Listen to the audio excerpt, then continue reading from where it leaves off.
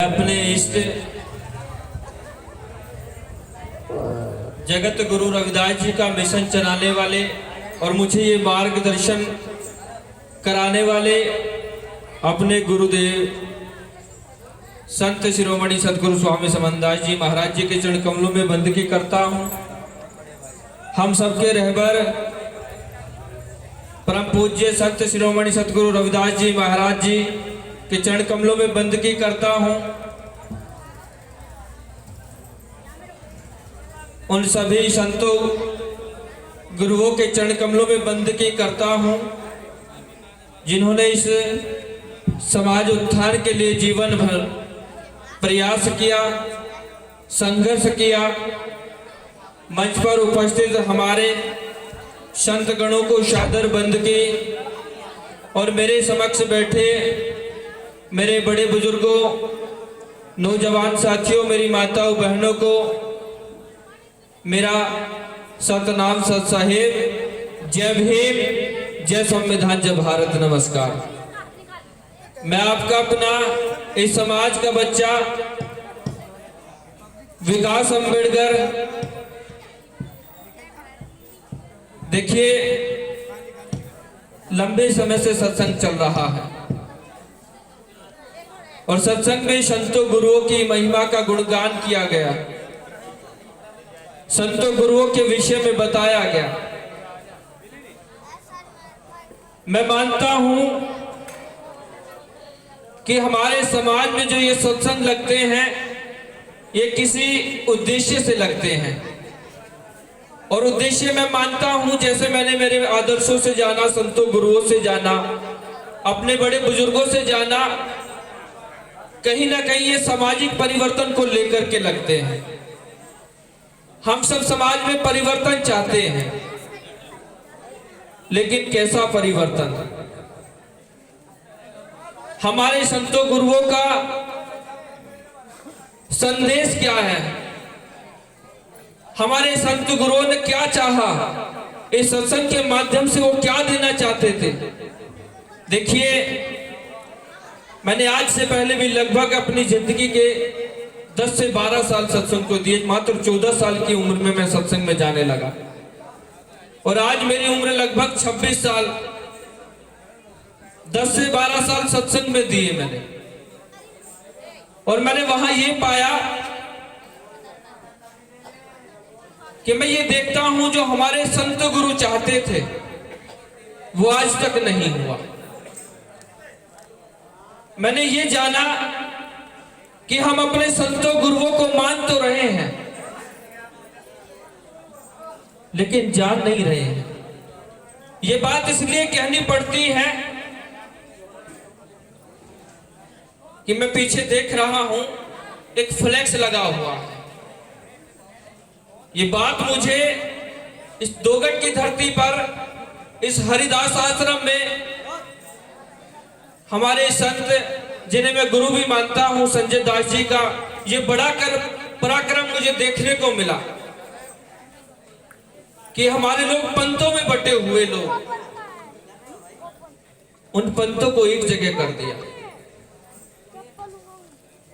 हमारे संतों ने संदेश दिया था कि ऐसा चाहूं राज में मिले सबन को, अन छोट बड़े सब संबसे रविदास रहे परश।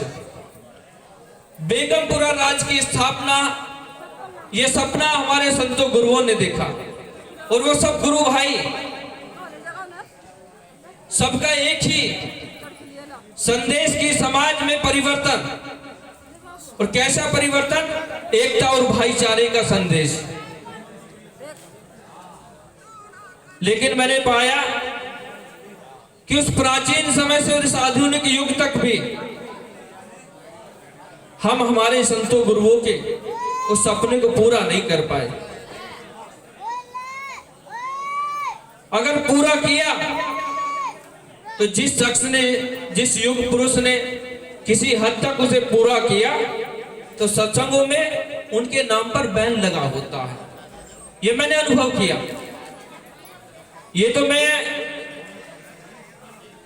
महात्मा संजय दास जी का बड़ा पराक्रम मानता हूं कि वो अपने इस सत्संग में उन पंतों को इकट्ठा करके समाज को संबोधित कर रहे हैं। उन्होंने कहा कि संतों का कोई पंथ नहीं होता, उनकी कोई जाति नहीं होती, वो सचखंड के वासी और हमारे लोग पंतों पर लड़ रहे हैं। उन संतों गुरुओं के उस सपने को अगर किसी युग पुरुष ने पूरा किया, वो है भारत रत्न, नारी के मुक्तिदाता, ज्ञान के प्रतीक बाबा साहेब डॉक्टर भीमराव अंबेडकर जी। और जब सत्संग में उनकी चर्चा होती है तो कई जगह पे मैंने देखा लोग कहते हैं कि अंबेडकरवादी लोग ये तो सत्संग के माहौल को खराब करते हैं। मैं आपसे पूछना चाहता हूं, ये लोग कैसे माहौल खराब कर सकते हैं?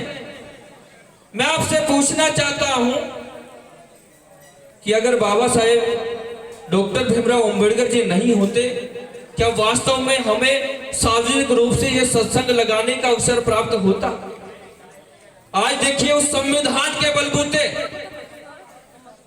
ये सत्संग लगाने का अवसर भी प्राप्त होता है और सुरक्षा भी प्राप्त होती है। जब इस सत्संग की परमिशन होती है तो पुलिस व्यवस्था भी हमारे लोगों को दी जाती है। जिस युग पुरुष की वजह से हमें ये अवसर प्राप्त हुए हो, उसकी वजह से क्या हमारे सत्संग का माहौल खराब हो सकता है? मुझे ये बहुत अच्छी बात लगी। संत खीसा संत जी, कबीर जी, सतगुरु रविदास जी, गुरु नानक जी और हमारे संत गोरखनाथ जी, 5 पंथों को इकट्ठा कर दिया। ये सपना था हमारे संतों गुरुओं का। या तो ये सपना हमारे युग पुरुष बाबा साहब डॉक्टर भीमराव अंबेडकर जी, जिन्होंने संविधान में लिखकर सबको बराबरी का अधिकार दिया, सबको शिक्षा का अधिकार दिया, सबको सम्मान से जीने का अधिकार दिया, और पंतों में लड़ रहे इन लोगों को एक जगह इकट्ठा करके, या ये सपना फिर हमारे संत, हमारे महात्मा संजय दास जी ने पूरा किया। मैं उनके इस पराक्रम की जितनी तारीफ करूं कम है, लेकिन मैं यहां ये थोड़ा सा कहना चाहता हूं कि जिस तरह से हमने अपने संतों गुरुओं को, उन 5 पंथों को इकट्ठा करके समझ लिया, थोड़ा सा हमें हमारे उन संतों के साथ उन महापुरुषों को भी समझना चाहिए। हमें भारत रत्न बाबा साहेब डॉक्टर भीमराव अंबेडकर को भी पढ़ना चाहिए, क्योंकि उनको पढ़ने से आपको आपके जीवन का वो रास्ता दिखेगा शायद जिससे हमारे इस समाज की तस्वीर बदल सकती है। इस सत्संग में बैठे उन नौजवानों की तस्वीर बदल सकती है। इस सत्संग में बैठी मेरी उन बहनों की तस्वीर बदल सकती है। जहां मुझे लगता है कि जो तस्वीर आज तक 1947 से 2023 तक पूरी तरह नहीं बदल पाई, हमें पढ़ना चाहिए बाबा साहेब के लिखे उस संविधान को, जिस संविधान में हमें अधिकार मिलते हैं, शिक्षा का अधिकार, जिस अधिकार की बदौलत हम शायद अपने परिवार की, इस समाज की तस्वीर बदल सकते हैं। हमें पढ़ना चाहिए उस शख्स को जिस शख्स ने हमारे लिए सर्वप्रथम से शिक्षा का बीज रोपण किया। मैं बात कर रहा हूं राष्ट्रपिता ज्योतिबा फूले जी की। हमें पढ़ना चाहिए उस महान शख्सियत को जिसकी वजह से हमें वो युग पुरुष को कोहिनूर प्राप्त हुआ, जिसकी वजह से भारत रत्न बाबा साहेब डॉक्टर भीमराव अंबेडकर जी को छात्रवृत्ति प्राप्त हुई, साहू जी महाराज को। हमें पढ़ना चाहिए इस समाज में फैल रहे अंधविश्वास को, पाखंडवाद को, इस रूढ़िवाद को अपने जूते की ठोकर मार करके तोड़ने वाले पेरियार साहब को। हमें पढ़ना चाहिए उस मां को जिस मां के लाल ने इस समाज के लिए अपने 4 बच्चों को कुर्बान करके आज हमें ये सार्वजनिक रूप से सत्संग लगाने का अवसर प्राप्त कराया, मां रमाबाई को। हमें पढ़ना चाहिए उस मां को जिसने जीवन भर तमाम अपमान सह करके हमारी महिलाओं के लिए सर्वप्रथम से शिक्षा का बीज रोपण किया। हमें उन महापुरुषों को भी पढ़ना चाहिए। हमारे घरों में आप देखते हैं तमाम ग्रंथ रखे होते हैं। रखिएगा, ये आजादी आपको भारत का संविधान देता है, लेकिन मैं कहता हूं उस ग्रंथ को भी अपने घर में रखिएगा जो आपको ये सब आजादी देता है। मैं आपसे अपील करता हूं अपने बड़े बुजुर्गों से, नौजवानों से, अपनी माताओं बहनों से कि समाज अगर गरीब है तो उसका मुख्य कारण है अशिक्षिता। हमारा समाज पढ़ना नहीं चाहता। हमारा समाज उस अंधविश्वास से, उस रूढ़िवाद से, उस सामंतवाद से निकलना नहीं चाहता। कैसे निकल सकता है? अगर हम अपने संतों गुरुओं के साथ अपने उन महापुरुषों को भी पढ़े, उन माओं को भी पढ़े जिन्होंने इस दुनिया में ऐसे लाल को पैदा किया कि इस समाज की उन्नति के लिए अपना सब कुछ कुर्बान कर दिया। समय का ध्यान रखते हुए अंत से मैं चाहता हूं कि अगर मैं इस माइक पे आया, इतना कुछ तो मेरे पास नहीं कि मैं मेरे पास से दे दूं, लेकिन इस समाज ने मुझे इतना कुछ दिया कि मैं इस माइक पर आया तो कुछ देकर के जाना चाहता हूं। देखिए, हम समाज में काम कर रहे हैं पिछले 6 सालों से और लगातार शिक्षा पे काम कर रहे हैं। उसके पीछे हमारी ट्रस्ट है। वो ट्रस्ट है, वो ये ढूंढती है समाज में कि अगर कोई ऐसा बच्चा है, ऐसा परिवार है कि बच्चा पढ़ना तो चाहता है, परिवार उसका खर्च नहीं उठा रहा, तो यहां से मैं बड़े वादे के साथ ये दावा करता हूं, संपर्क मेरा हमारे महात्मा संजय दास जी के पास में है। उस बच्चे का 50% खर्च हमारी ट्रस्ट उठाएगी।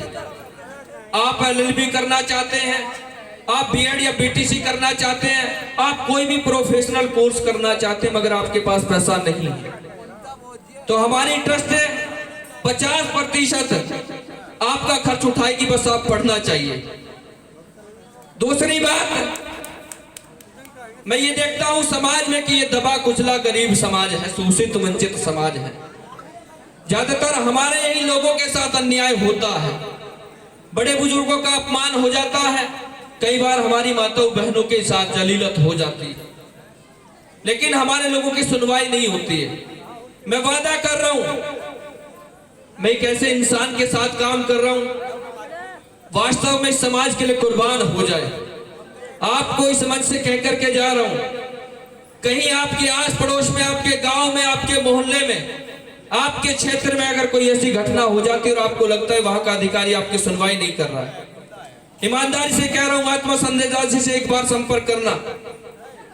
गारंटी के साथ मैं कह रहा हूं कि वहां का वो क्षेत्र अधिकारी आपके घर तक चलकर आएगा आपकी समस्या सुनने के लिए। और एक वकालत की हैसियत से मैं इस समाज के उन लोगों के जो समाज के लिए कुछ करते हो, जिन्होंने समाज के लिए कुछ किया है या समाज के लिए कुछ करना चाहते हो, अगर उनके साथ किसी प्रकार से कोई मामला बन जाए और चैम्बर के एतबार से आपको जरूरत पड़े एक वकील की, तो निःशुल्क आपका केस हम लड़ेंगे, हमारा चैम्बर लड़ेगा, हमारी टीम लड़ेगी।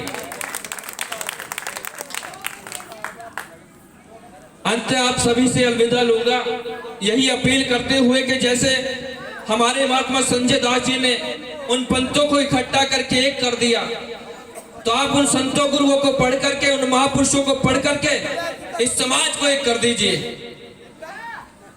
क्योंकि ये सपना हमारे संतों गुरुओं ने देखा। अगर आप संतों गुरुओं को मानते हैं तो आप उनकी उस विचारधारा पर चल करके इस सपने को भी पूरा कर दीजिए। इसी के साथ आप सभी को मेरा सतनाम सत साहेब, जय भीम, जय संविधान, जय भारत, नमस्कार।